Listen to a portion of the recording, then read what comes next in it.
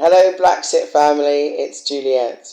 I hope you're well. BlaXit family, BlaXit family, BlaXit family. Today, wow, have I got news for you? Why am I sitting here on my bed doing this broadcast? I was supposed to be giving you an insight into my home, um, the one that we've been building. But guess what? My husband, Adrian, left me. I'm serious. He said it took me far long to get ready. By the time I've come out and I'm looking around for Adrian, there's no Adrian. Now, yesterday we went to go and get some bits and pieces for the house, and on the way back we had a mechanical fault on the car. So Adrian's gone with my car, and one of the things I want to talk about is transport. So the car is getting fixed by mechanics. But I do have a driver, and I do recommend when you come here in Gambia, it's a really good idea when you first come here to have a designated driver who drives you around. So I do have my own independent driver, and yes, I do drive also. But sometimes when I have a lot of locations to go to over a short space of time, and I don't know all the back roads, I do have a designated driver who drives me around. And his name is Peter Gomez, and he's a lovely man. Anyway, so Adrian's gone with my driver to the house. So unfortunately, I wasn't able to give you that all-time insight special tour. I'm really sorry. Really, really sorry. And it didn't take me that long to get ready. It really didn't. It didn't. You know, I know they say it takes women ages and ages and ages. But to be honest with you, it didn't take me that long. So, Adrian, you could have waited for me. That's all I got to say. But anyway, I want to talk about transport because people have asked me, how do you get around in the Gambia? Now, how you get around depends on where you live. If you live in Banjul, then you have Gambian transport services, which are like the long green buses that resemble those like half double-decker buses that you get all around the world, and they go to different locations and destinations. Now, when you live out in the provinces or you live out on the coast like here, you also have minibuses and you have taxis and you have Joe rides and you have other tuk-tuks as well. So that's how most people get by. So you have two different types of taxis. You have your green taxi and you have your yellow and green taxi.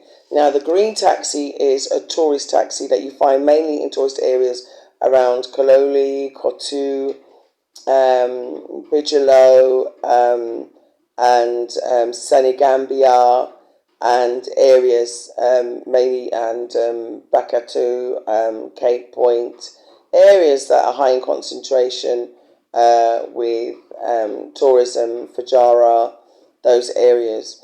And I do suggest you get a map and you kind of have a look around the coast.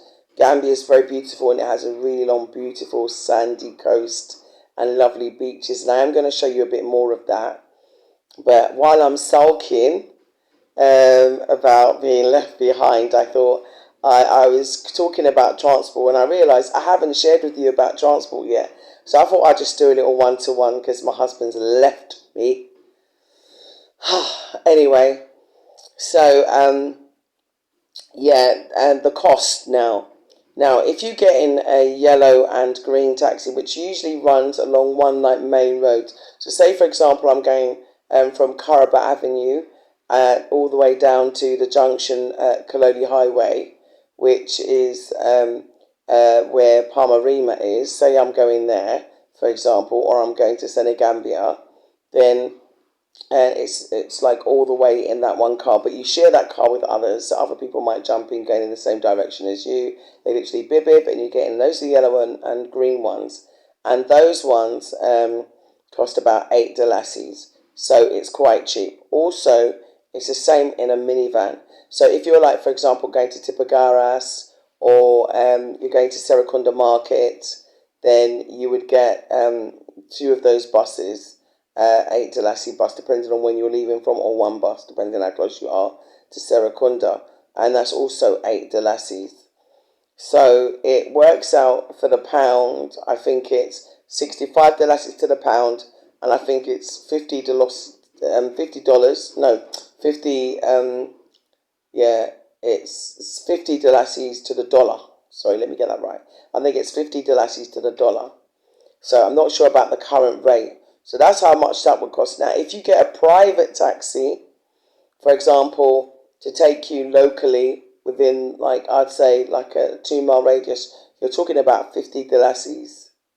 If you go further than that in a normal taxi, like a green taxi, or even a yellow and green taxi, which is out up for just your own personal hire, yeah, you go outside of that area range and you're paying about $100. The further out you get, the more you pay for a taxi. So I just wanted to share that with you. Also, there are the bigger buses that take you further out to like places like BlaXit, or if you want to go to Senegal, you can take like the sea bus, or you can take a bus which leaves from Tipagaras at 7 a.m. But you have to book your ticket in advance, and that costs like 1,500 dollars to get to Senegal. So the good thing about living in Africa is that you can travel around the continent. Excuse me, sorry, dry throat. And so you can travel around the continent and see various countries.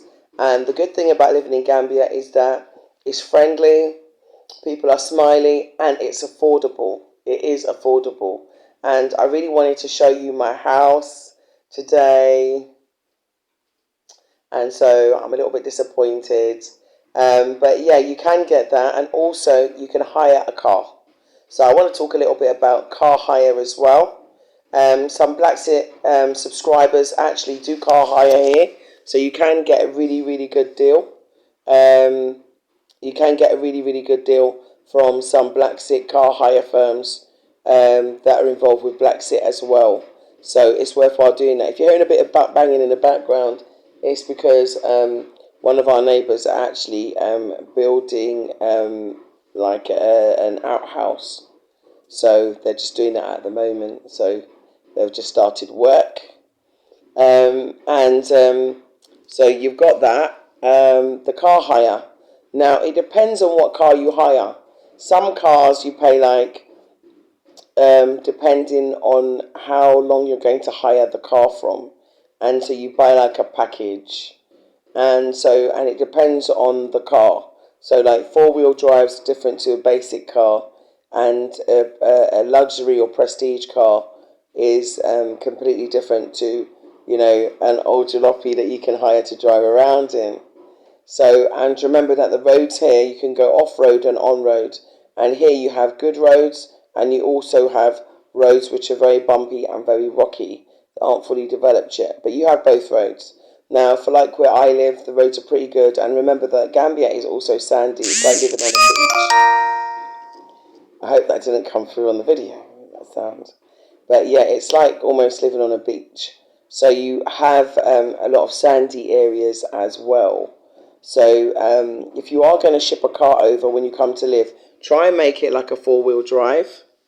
Or, try and preferably make it a 4-wheel drive. So someone also asked me about shipping cars and vehicles and how much they cost. We shipped over vehicles when we came here. And the vehicles that we shipped over was a 4-wheel drive truck and 2 minibuses and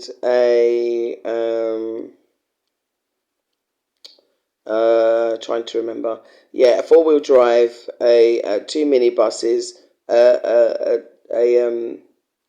and a convertible car, and something I can't remember. But anyway, it'll come back to me.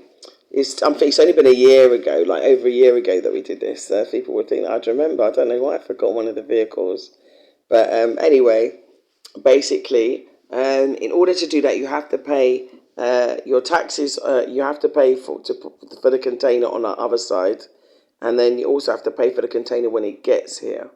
So there are various aspects of shipping that I'm going to go into in more detail with you on another video, because it's very important that you understand all the levels of costs and charges that there are, and some of them have been increased, so there are incremental changes that have gone on even since I've shipped. So I need to find them out so I can get back to you.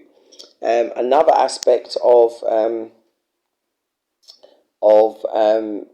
having you can buy a car here also, but the hire of a typical car, which is what I was on before I got distracted talking about shipping, the hire of a typical car per day could be anything from 500 Dalasi up to 1,500 or 2,500 depending on the luxury car.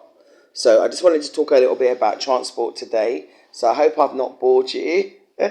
So you've heard about your local minibuses, yeah, which have to sort of jump in and they stop. They have little apprentices who are like their conductors. And then you have your taxis, just to give you a quick recap, the green ones and the yellow and green ones. And you have a lot of Mercedes here.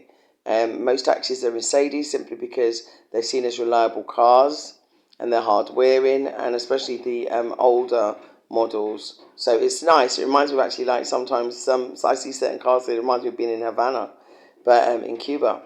But so you have that aspect of those transports. You also can hire your own driver, which also is very reasonable, because it's like having your own personal taxi, and so you pay for the fuel and the driver rather than hiring the car.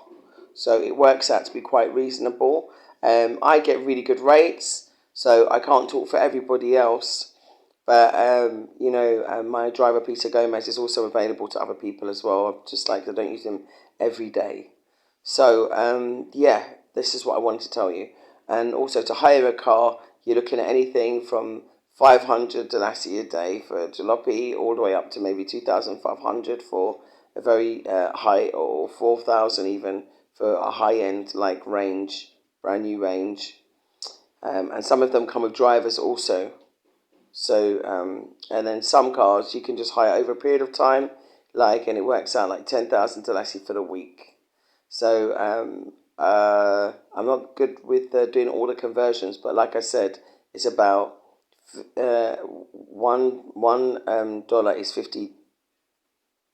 No, in dollars, yeah.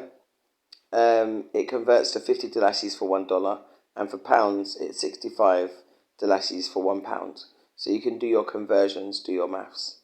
So yeah, it was just a quick video, really. So wish you a happy day and enjoy your day. And also the coming Saturday and Sunday, I hope you enjoy your days. And as Shanice would say, your Earth Strong, or your Earth Week, your Daily Strong, and rather than saying week. And yeah, so I want to remind you about the Sierra Leone trip. I will be putting marketing out in the next coming few days.